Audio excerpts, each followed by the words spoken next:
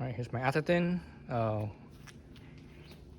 AM130, right? Atherton130 or A130. It's fully built up. I even have the frame, not the frame, the what do they call it? PPF, paint protective film. I put around the carbon fiber, so if I drop the back or whatever, hopefully that will help reduce the scratching and damage to the carbon fiber. Bird wheels, these are the Hawk 27s. So Hawk 27 bird wheels with Industry 9 hubs. Let's see. So it's all built up, bike yoke, saddle, one up, handlebar, carbon bars, G2 brakes, the RSCs. Let's see, I even have my little one up toolkit in here with the one up pump, and I have the CO2 canister in here, and the plug, it's all in here. Let's see, XT cassette and derailleur, and I think these are XTRs because they're hollow pin, right? XTRs hollow pin chain, egg beater, triple ties. These are the original triple ties. I think they're on number 12 or whatever it is now, 12 or 13 or whatever, but these are the original ones from like 20 years ago or more than 20 years ago. They still work great. Just basically just regrease them every year. This is Canfield cranks. So these cranks are only 155, so much shorter. Let's see, what else? That's about it. Ergon saddle with the tie rails, stainless steel water bottle. This is a full of water. I should have done this with the empty bottle, because you know, water shouldn't really count. Let me see what else. I think that's about it. So, a little Topic tail bag here. I have nothing in here. That's for whatever snacks or whatever. Maybe I'm thinking of possibly maybe putting a tube in there as well. But I probably won't have a tube in there. You know, everything is tubeless. I have stands tubes, sealant, latex sealant, and I'm running the Maxxis Recon. 2.25, 120 TPI, max speed. So these are very narrow tires. So I want to see how, you know, as far as weight goes, I want to reduce the weight as much as I can, but still have performance. So probably the only objectable thing is the tires. But anyways, so I have my park tool stand here with the park tool scale. Let's throw it on the scale and see how much it weighs. So now it's zeroed out, right? Zeroed out. Let's drop the seat post down. So drop it down so that way you could hold on to it a little better. So again, it's zeroed out, right?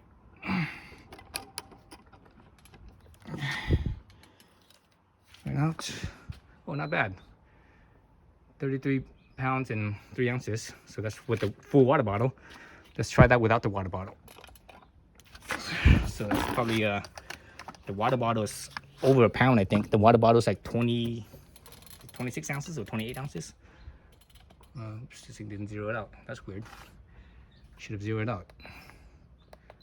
It's kind of odd. Okay, it's back to zero.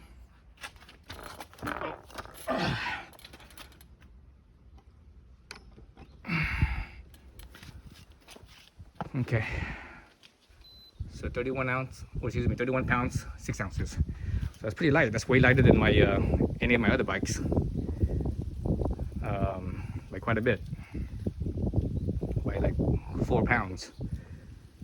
And most of that, I think most of that weight's actually in the wheels. The majority of the weight's in the wheels. A little bit in the frame, but mostly in the wheel. So yeah, so that's my my build for right now.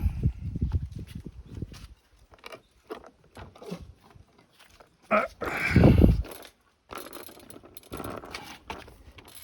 my build up for now. I mean, there's stuff that I could have used lighter, but I didn't necessarily want to. You know, for example, I could use XTR components, but I don't think XTR is worth the price. You know, value for performance. It's just not worth it. I think XT is where it's at. Even the brake rotors, the XT and XTR brake rotors, I don't know what the difference is. They look the same except for the XTR. You know, the aluminum fin is black.